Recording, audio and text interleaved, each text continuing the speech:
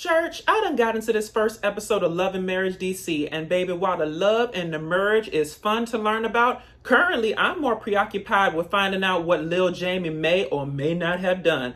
Cause child, smoking weed and hanging with the wrong crowd ain't the basis of all the stress, struggles, and strife in that damn household. I got my notes, I hope y'all got yours. Let's get on into this damn mess.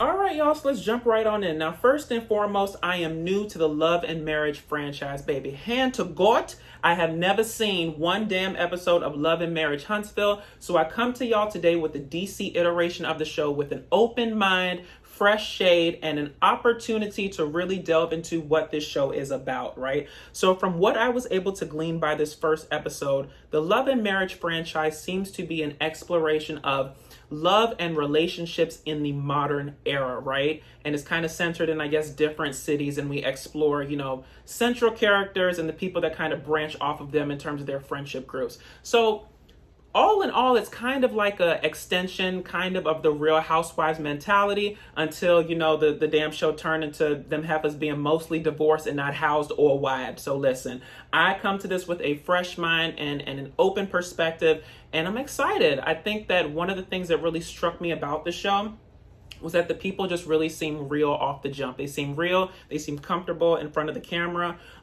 Just in terms of, I know Monique and Chris would already be comfortable, but the other two couples, I really like them. I identified with some of the storylines so far, and it really seems like something that I can really delve my teeth into.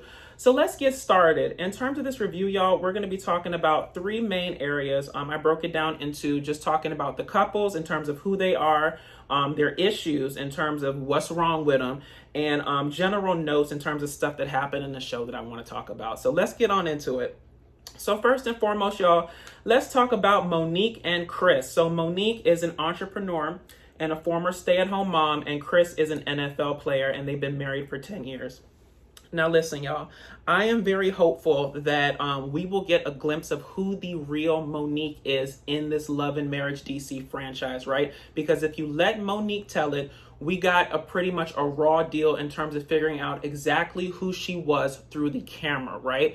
She said that these people misrepresented her story. She wasn't able to get, the actuality of her life, her relationships, her family life, and everything, so on and so forth across to us as the viewer. And this is kind of a way for her to do it on her own terms, right?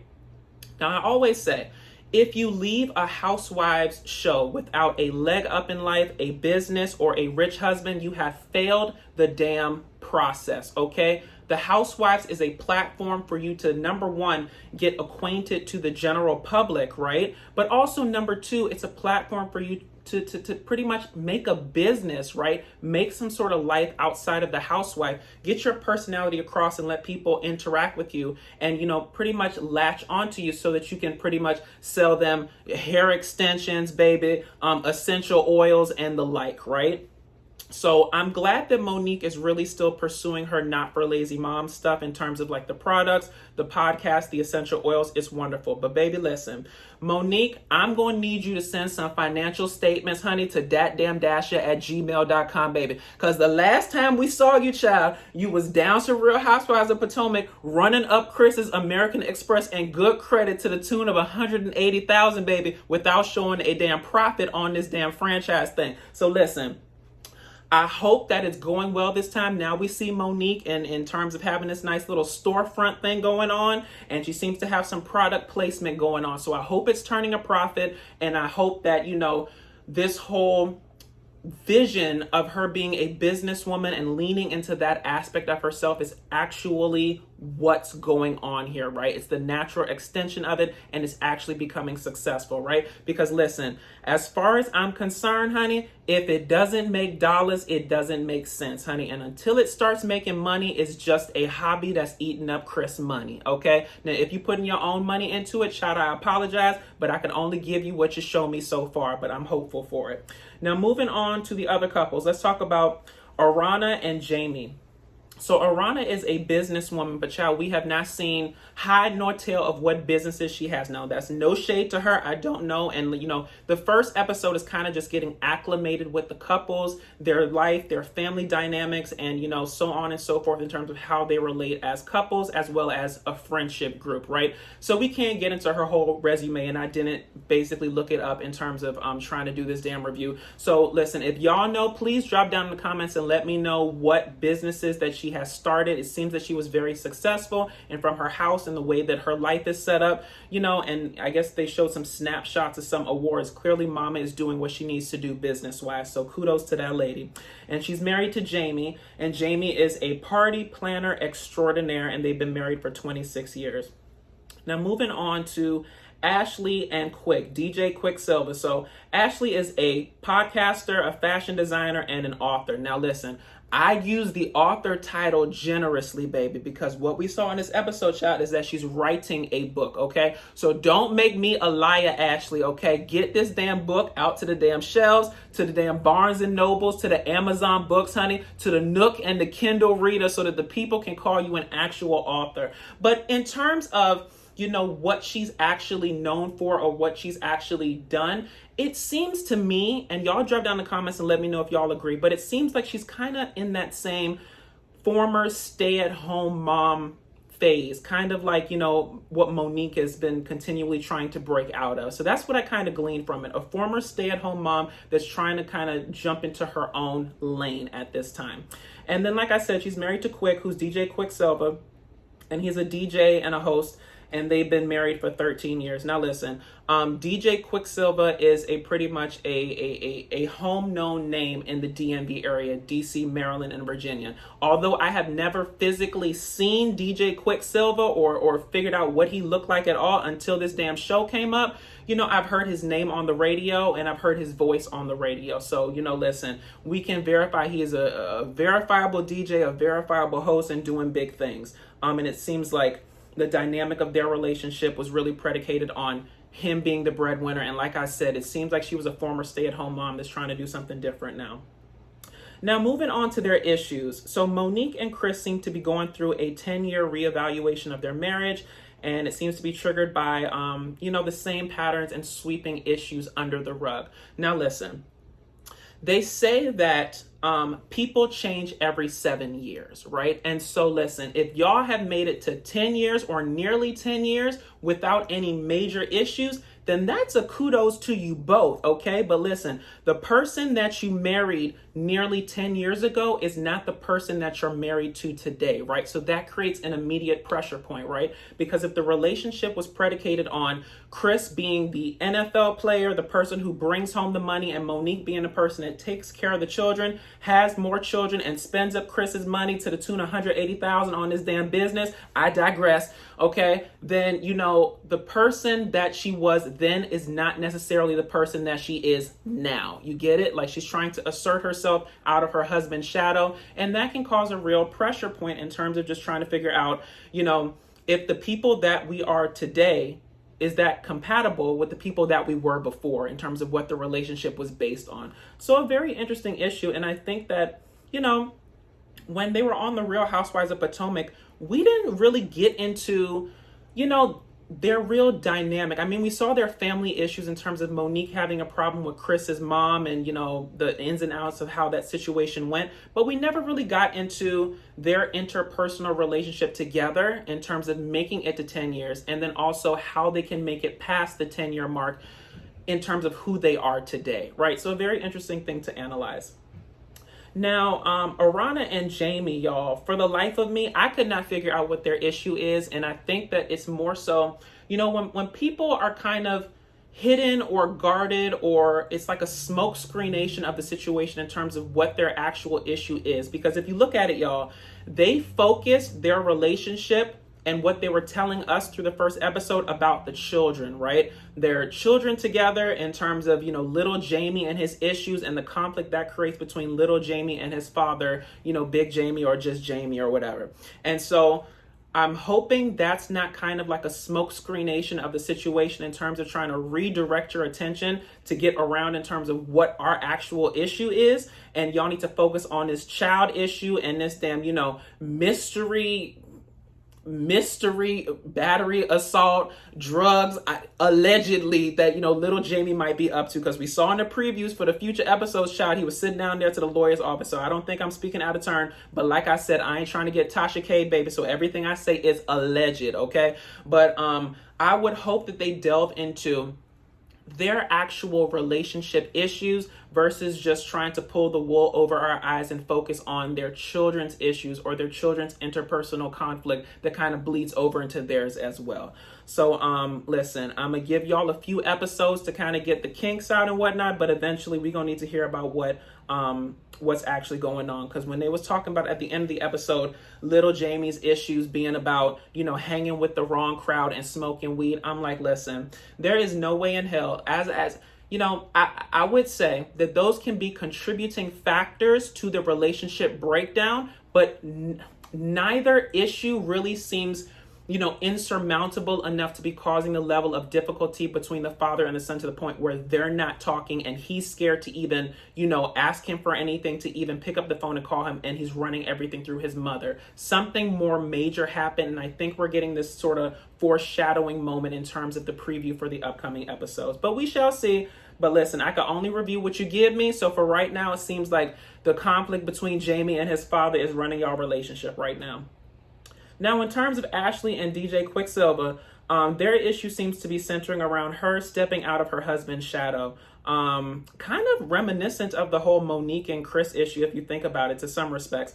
And she also needs support from her workaholic husband. Like I said before, if your relationship before was predicated on the man going to work, making all the money, bringing the money home, you being the homemaker, taking care of the children, running up that man American Express bill and having him to go back to the damn job to work more so he can pay for the household and, give y'all a better life and a better step up in life and a better stage, then it's different when the relationship changes after what? They've been together for 13 years. So the person that they married 13 years ago is not the person that's, married to them today. You change after 7. So like I said before with Monique and Chris, if you've made it to the damn 13-year mark without the whole 7-year itch or the whole 7-year changing thing, then y'all have made it pretty far. And I think 13 years is a very good basis for a relationship and trials and tribulations and things that can happen. So if y'all can make it through 13 years, I don't see why y'all can't go more of the distance in terms of figuring out who you are today and how to support each other in that,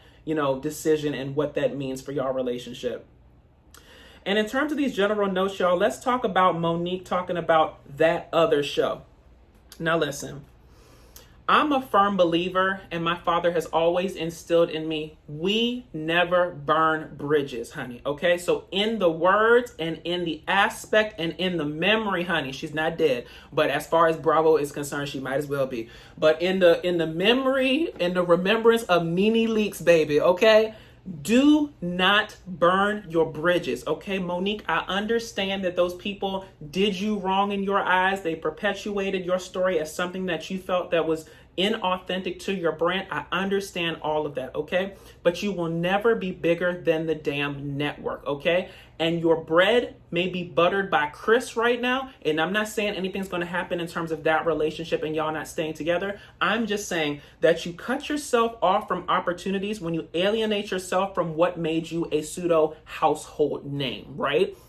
Listen, we were not aware of you before you Tootsie Roll across the Real Housewives of Potomac, okay? So listen, if the ends justify the means and that opportunity was, you going through that opportunity made it able for you to have this Love and Marriage DC opportunity, then you have to thank the opportunity for what it was and not burn the bridge, okay? The day may come where you may need the Real Housewives again, okay? And if you don't talk bad about these people, if you don't talk about them in a bad manner and put a bad taste in people's mouth in terms of your ultimate relationship with them, though it might have been that way on the back end, baby, you can possibly come back, friend of the show, full-time housewife, or even Tootsie Roll across one of those like Real Housewives Ultimate Girls Trip shows, okay? So I just want Monique to not be so mad that she doesn't see the forest for the trees in terms of her butter being buttered better on the damn Bravo side. Y'all say that 15 times fast and see if it works out for you. All right. Now let's talk for a second about Winter, Monique's friend. Now, baby, listen.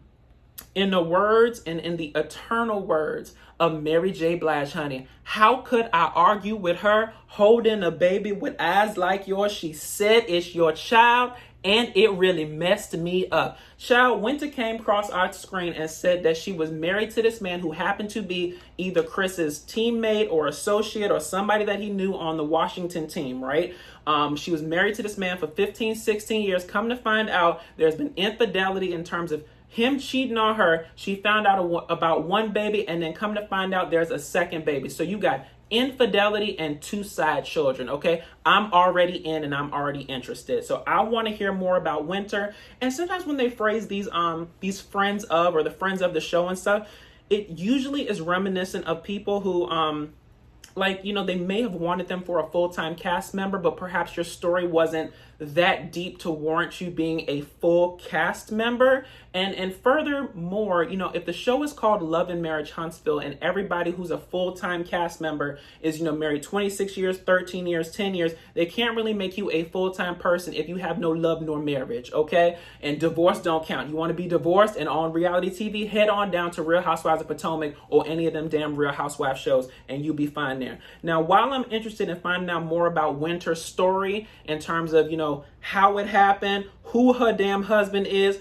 these 2 alleged side chicks, and how her life is set up, one thing that I am not featuring, baby, is Winter's hair. Okay, listen, I hate to take it to such a superficial stage, but I didn't like it. Y'all drop down in the comments and let me know if y'all are featuring Winter's hair. But for me, child, it was giving me real 2009 Cassie based tease. Okay, they always say, or I always say, a hairstyle is on its way out when the older type actresses start trying to do the young girl stuff. Okay, when Tisha Campbell shaved half of her damn hair in the Cassie fashion, I said, okay, this damn hairstyle on the way out. So Winter, listen, in the words of the rap community today, baby, I'm gonna need you to cut it, okay, because it is not working and I'm not featuring it. Now listen, if the stress, struggles, and strife in your life is manifesting itself into that hairstyle, child, I understand. And I'm not going to tell anybody how to deal with their issues and how to grieve. I'm just saying that when you look back on this period in your life, I don't know if this is one of the damn memories of a hairstyle or a period that you may want to keep.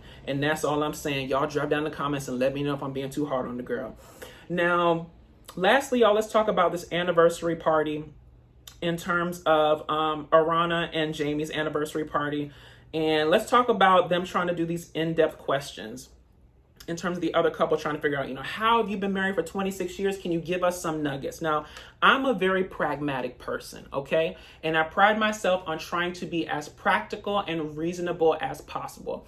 Now, I don't think it's out of the stretch of imagination for your friends who are also married to come to your anniversary party and try to glean some nuggets from your long-standing relationship that can perhaps help them extend their relationship to where you are and beyond, right? I don't think that there's anything out of the stretch of imagination or out of the sense of reasonableness to expect something like that, right?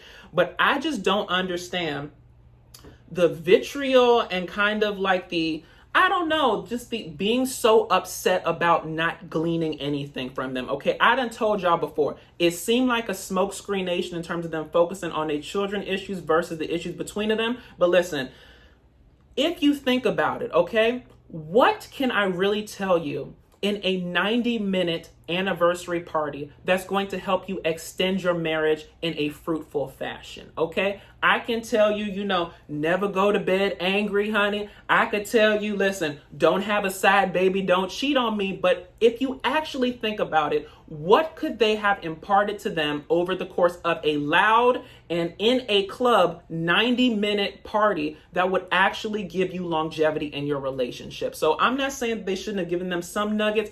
I'm just saying you have to kind of meter your disappointment, because I don't know if there's anything fruitful that they really could have given you that would really extend your marriage, to be completely honest. And y'all drop down in the comments and let me know if you think I'm wrong. And then just a quick note, y'all, on Jamie and little Jamie making up. I think that it's kind of like more of a foreshadowing event. in terms of Jamie being there for little Jamie throughout his legal issues that we're seeing in terms of the previews for the next episodes. But I didn't really understand the whole thing of, Jamie talking about, well, he better show up at our anniversary party and this, that, and the third, and it's going to be, a big problem and whatnot. I don't particularly know what's going on in that relationship, but as I told y'all, when things don't make sense, it's because you're missing a piece of it. Okay, so Jamie and little Jamie getting back together kind of sets up the storyline of little Jamie's legal issues and his father being there to support him through them. So I'm all for fathers and sons getting together and hashing out the issues, but I'm gonna need some more details in terms of what actually happened, because it's seeming a real bit murky right now. But y'all, I really think that's all I wanted to say about this episode. So if you liked what I said, please feel free to like, comment, and subscribe. Follow me on all social media at DatDamnDasher. And until next time, y'all, I'm excited to review this franchise, but I truthfully need to know what the hell little Jamie done did. I'll talk to y'all later. Bye.